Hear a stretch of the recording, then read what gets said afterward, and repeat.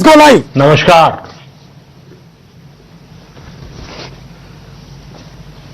Corona वैश्विक महामारी के खिलाफ लड़ते लड़ते अब हम अनलॉक 2 में प्रवेश कर रहे हैं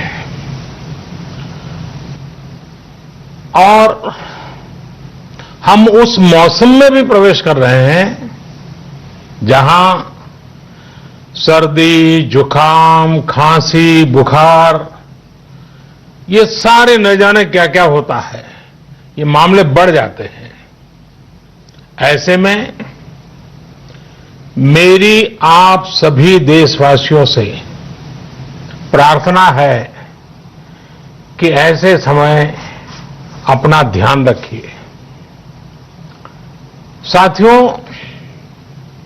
ये बात सही है कि अगर कोरोना से होने वाली मृत्यु दर को देखें तो दुनिया के अनेक देशों की तुलना में भारत संभली हुई स्थिति में है।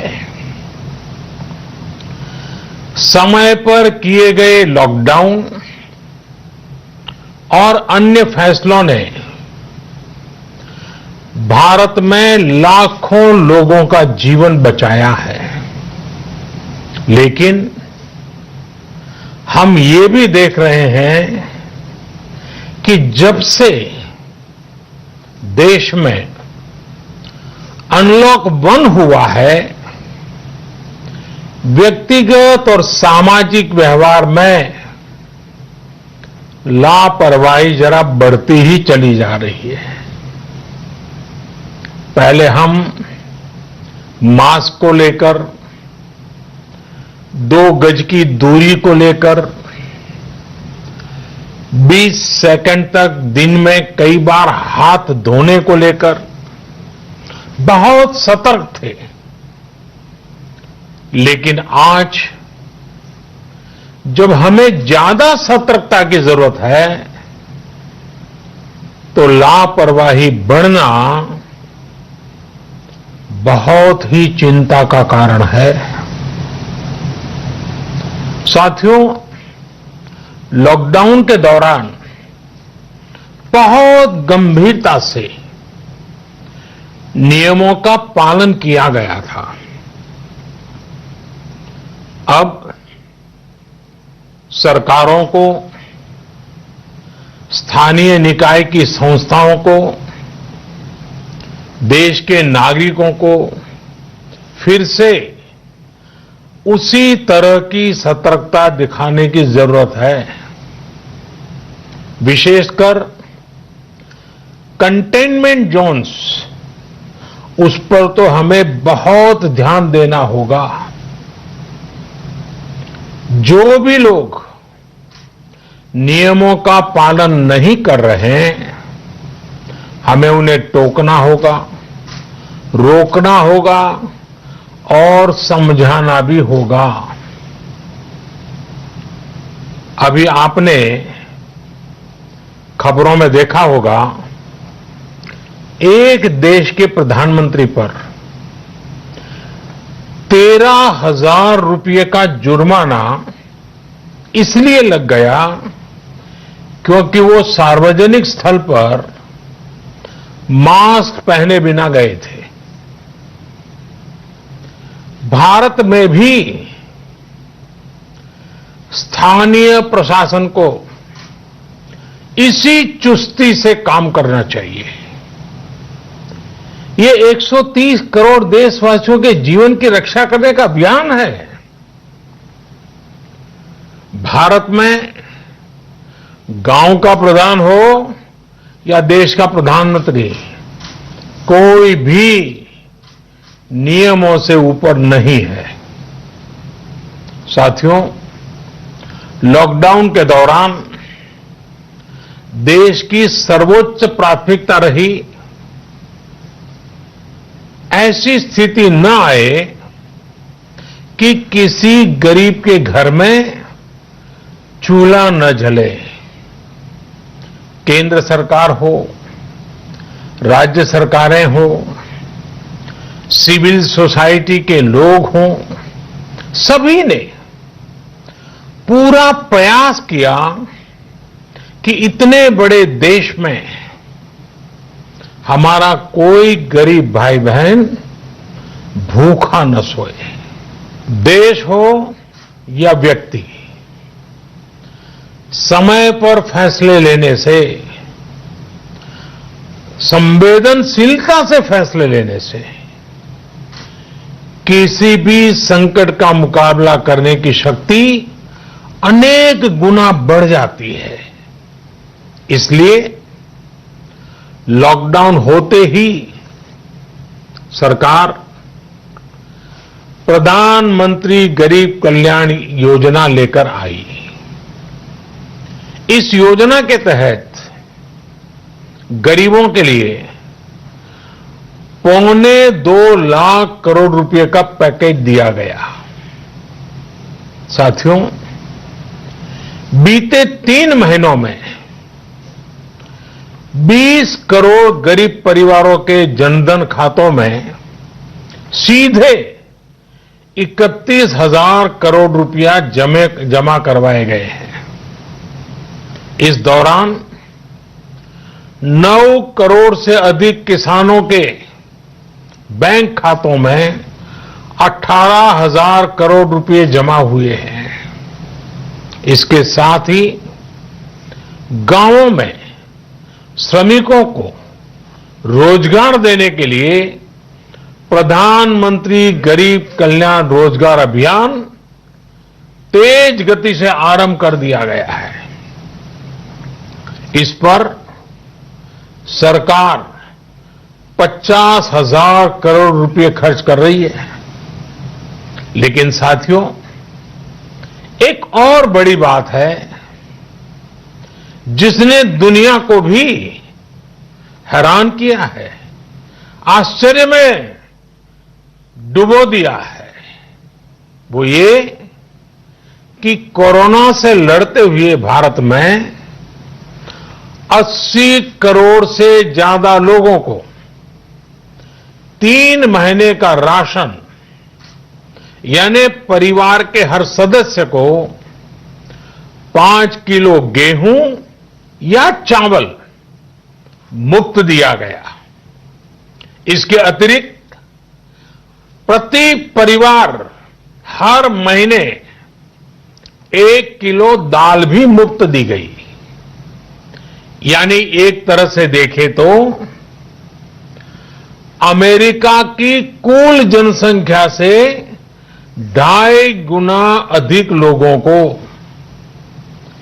ब्रिटेन की जनसंख्या से 12 गुना अधिक लोगों को और यूरोपियन यूनियन की आबादी से लगभग 2 गुने से ज्यादा लोगों को हमारी सरकार ने मुफ्त अनाज दिया है। साथियों, आज मैं इसी से जुड़ी एक महत्वपूर्ण घोषणा करने जा रहा हूं। साथियों, हमारे यहां वर्षा ऋतु के दौरान और उसके बाद मुख्य तौर पर कृषि क्षेत्र में, एग्रीकल्चर सेक्टर में ही ज्यादा काम होता है। अन्य दूसरे सेक्टरों में थोड़ी सुस्ती रहती है। जुलाई से धीरे धीरे त्योहारों का भी माहौल बनने लगता है। अब आप देखिए, अभी 5 जुलाई को गुरु पूर्णिमा है, फिर सावन शुरू हो रहा है, फिर 15 अगस्त आएगी, रक्षाबंधन आएगा, कृष्ण जन्माष्टमी आएगी, गणेश चतुर्थी आएगी, ओणम होगा और आगे जाएं तो काटी बिहू है, नवरात्रि है, दुर्गा पूजा है, दशहरा है, दीपावली है, छठी मैया की पूजा है। त्योहारों का ये समय जरूरतें भी बढ़ाता है, खर्च भी बढ़ाता है। इन सभी बातों को ध्यान में रखते हुए ये फैसला लिया गया है कि प्रधानमंत्री गरीब कल्याण अन्न योजना का विस्तार अब दिवाली और छठ पूजा तक, यानी नवंबर महीने के आखिर तक कर दिया जाएगा।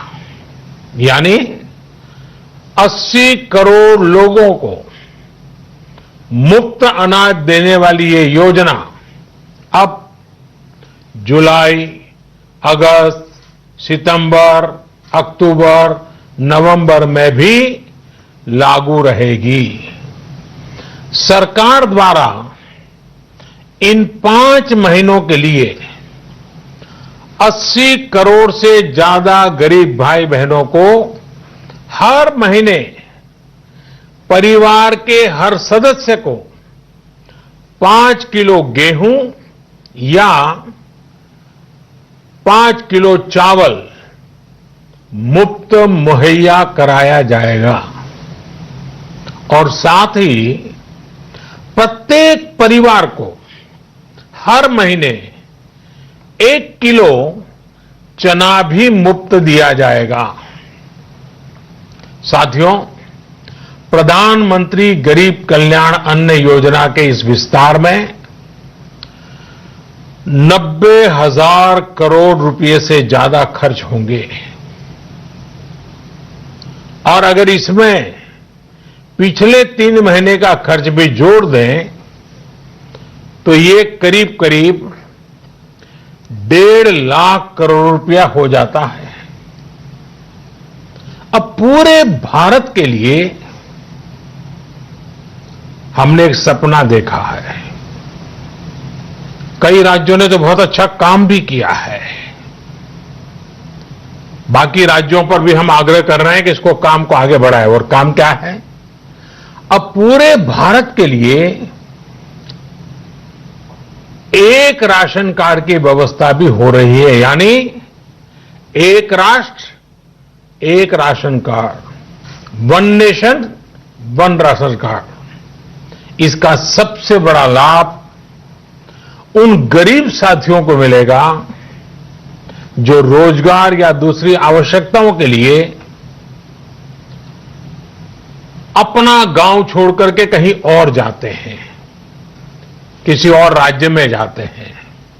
साथियों, आज गरीब को, जरूरतमंद को सरकार अगर मुफ्त अनाज दे पा रही है तो इसका श्रेय प्रमुख रूप से 2 वर्गों को जाता है। पहला, हमारे देश के मेहनती किसान, हमारे अन्नदाता, और दूसरा हमारे देश के ईमानदार टैक्स पेयर। आपका परिश्रम, आपका समर्पण ही जिसकी वजह से देश ये मदद कर पा रहा है। आपने देश का अन्न भंडार भरा है, इसलिए आज गरीब का, श्रमिक का चूल्हा जल रहा है। आपने ईमानदारी से टैक्स भरा है, अपना दायित्व निभाया है, इसलिए आज देश का गरीब इतने बड़े संकट से मुकाबला कर पा रहा है। मैं आज हर गरीब के साथ ही देश के हर किसान, हर टैक्स पेयर का हृदय से बहुत बहुत अभिनंदन करता हूं, उन्हें नमन करता हूं। साथियों, आने वाले समय में हम अपने प्रयासों को और तेज करेंगे। हम गरीब, पीड़ित, शोषित, वंचित हर किसी को सशक्त करने के लिए निरंतर काम करेंगे। हम सारी एहतियात बरतते हुए इकोनॉमिक एक्टिविटीज को और आगे बढ़ाएंगे। हम आत्मनिर्भर भारत के लिए दिन रात एक करेंगे। हम सब लोकल के लिए वोकल होंगे। इसी संकल्प के साथ हम 130 करोड़ देशवासियों को मिलजुल करके संकल्प के साथ काम भी करना है, आगे भी बढ़ना है।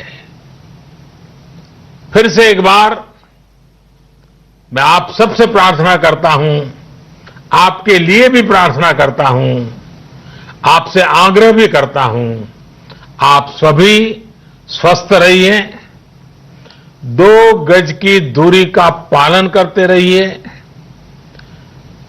गमछा, फेस कवर, मास्क ये हमेशा उपयोग कीजिए, कोई लापरवाही मत बरतिए। इसी आग्रह, इसी कामना के साथ मैं आप सभी को बहुत बहुत शुभकामनाएं देता हूं। धन्यवाद।